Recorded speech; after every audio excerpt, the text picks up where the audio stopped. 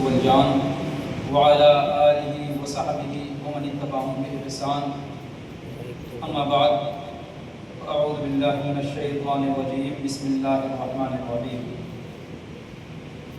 إنا نحن نزلنا الذكر وإنا له لحافظون صدق الله وصدق رسول النبي الأمين المكين الكريم ونحن على ذلك لمن الشاهدين والشاكرين والحمد لله رب العالمين إن الله وملائكته يصلون على النبي يا أيها الذين آمنوا صلوا عليه وآله وسلموا تسليما اللهم صل على سيدنا محمد وعلى آله وصحبه وسلم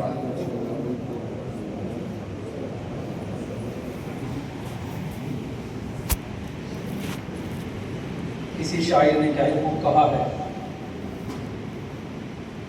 نگاہ فقر میں شادی سکندری کیا ہے، فراش کی جو گدا ہو وہ قیصری کیا ہے، کسی نہیں ہے تمنائے سروری لیکن خودی کی موت ہو جس میں وہ قیصری کیا ہے۔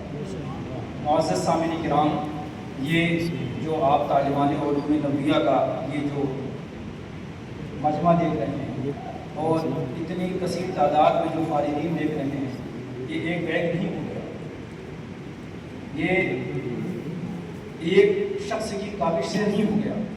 مجھے وہ واقعہ یاد آ رہا ہے، سرکار مشہور ملت نے فرمایا تھا کہ ایک مرتبہ اشرفیہ میں ایسا ہوا کہ حضور سیدی سرکار حافظ ملت نے 14 لڑکوں کا خارجہ کیا اور کہا صبح آپ اس علاقے سے روانہ ہو جاؤ۔ وہ لڑکے جا کے سو گئے۔ میرے والد محترم فرماتے ہیں کہ آدھی رات میں بیدار ہوا اپنے اولاد و وظائف کے لیے، تو دیکھا کہ ایک خادم دوڑتا ہوا آ رہا ہے۔ وہ کہہ رہا ہے کہ ارے مولانا آپ نے دیکھا کیا ہوا؟ ہم نے کہا کیا ہوا؟ کہ آج رات وہ ہوا ہے جو اس سے پہلے کبھی نہیں ہوا۔ ہم نے دیکھا کہ حضور حافظ ملت شمع لے کر لائٹر جو زمانے میں چلتی تھی وہ لے کر کبھی اس طرف جا رہے ہیں کبھی اس طرف جا رہے ہیں۔ پوچھا کس لیے؟ کہا ان کو ان طلبہ کا خیال تھا جن کو خارجے کے لیے انہوں نے کہا گیا تھا۔ تو یہ حافظ ملت کی اپنے شاگردوں سے محبت تھی۔ جب یہ محبت ہوتی ہے، جب استادوں میں اساتذہ میں جب اتنی محبت ہوتی ہے، اتنا خلوص ہوتا ہے، تب بچوں کے اندر شائستگی آتی ہے، علم کی گہرائی آتی ہے، کمالیت آتی ہے اور علمیت آتی ہے۔ ان کے اندر جتنی بھی آراستگی ہے یہ علماء کی دین ہے۔ اور غربت کا ہونا تو رہتا ہی ہے۔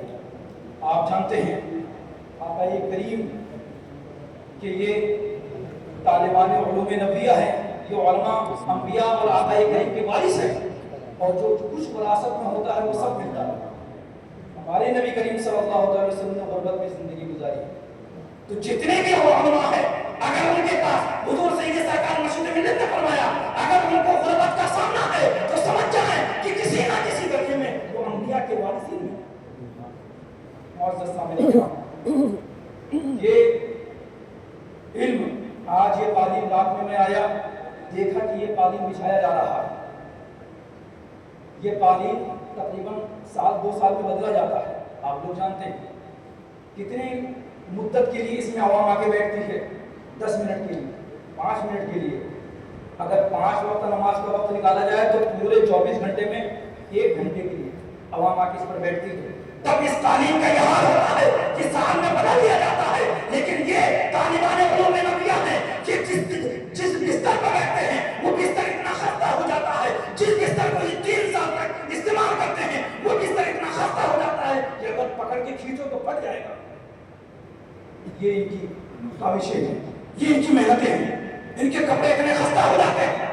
ہم نے اپنے استاد سے اپنے والد محترم سے پوچھا کہ آخر مدارس میں طلبہ کو بڑی دقتیں ہوتی ہیں کھانے میں، کہا یہ من جانب اللہ، تاکہ ان کو پتہ چلے کہ فراغت کے بعد اگر قوم کی خدمت کی جائے تو کیسے کی جائے۔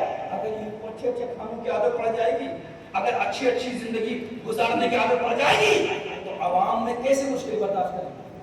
معزز سامعین کرام، جبکہ یہ پتہ ہے کہ علوم دینیہ کے حاصل کرنے والوں کا مستقبل کچھ نہیں ہے، جبکہ یہ پتہ ہے کہ اس زمانے میں ہندوستان کے سرزمین پر علمی اسلامی تعلیمات کا کوئی فیچر نہیں ہے، پھر بھی یہ طلبہ ہیں جو علم سیکھ رہے ہیں، یہ علماء ہیں جو علم سکھا رہے ہیں، یہ حافظین ہیں جو قرآن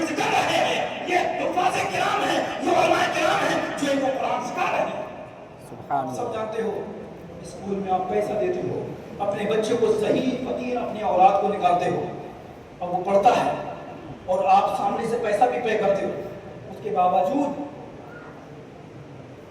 آپ جانتے ہو یہ بچے ہیں، ان کا کوئی فیوچر نہیں، ان کی کوئی فیس نہیں لی جاتی، پھر بھی ان کا مستقبل ہے، ان کا کوئی مستقبل نہیں، فقط فی سبیل اللہ، اللہ کی محبت میں اس کی دین کی تبلیغ کے لیے قرآن حفظ کرتے ہیں۔ نہیں پتا ان سب طرح وفاد کرام میں کون کتنی مشکل برداشت کرتا ہے، نہیں پتا کون کس علاقے میں جا کر کتنی دین کی خدمت کرتا ہے، کتنی مشکلوں کو برداشت کرتا ہے۔ معزز سامعین کرام، علم کی مقدار پر مصیبتیں نہیں آتی، علم آپ نے 100 من حاصل کیا تو ضروری نہیں 100 من مصیبتیں آئے، ایسا بھی ہو سکتا ہے کہ علم آپ نے 1 من حاصل کیا ہو اور مصیبتیں 100 من آئے۔ یہی مولانا مظہر صاحب قبلہ ہیں، ہمارے ساتھ دارالعلوم غوث اعظم میں پڑھا کرتے تھے، ان کی جماعت میں اور بھی لڑکے تھے، لیکن اللہ رب العزت نے دین اسلام کی خدمت جو ان سے لی ہے، ان کی پوری جماعت میں کسی سے نہیں لی ہے۔ تو معزز سامعین کرام، یہ جو عربی اصول ہے، العطایا علی متن البلایا، مصیبتیں ہمتوں پر آتی ہیں، کس کا کیسا درجہ ہے، کس کا کیسا مقام ہے۔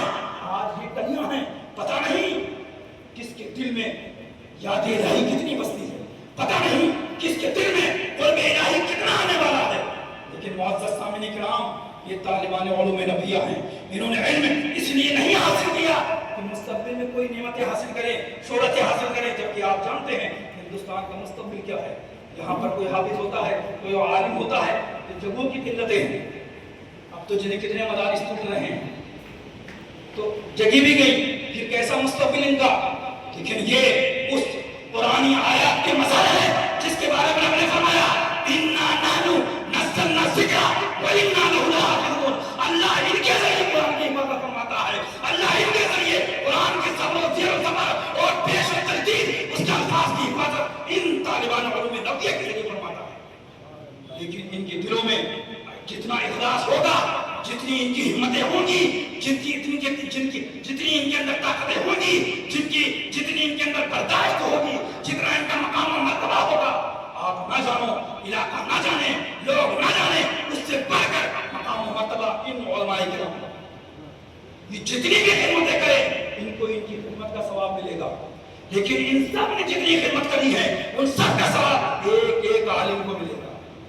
یہ دنیا دار عمل ہے، یہاں پر عمل ہی عمل ہے، حساب نہیں۔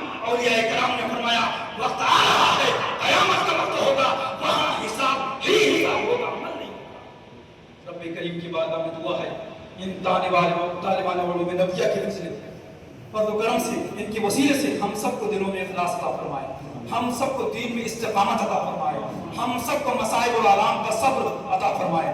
رب کریم اس علاقے کو اور اس مدرسے کو ترقی عطا فرمائے۔ استغفر اللہ ربی من کل ذنب واتوب الیہ وآخر دعوانا الحمدللہ رب العالمین۔ السلام علیکم۔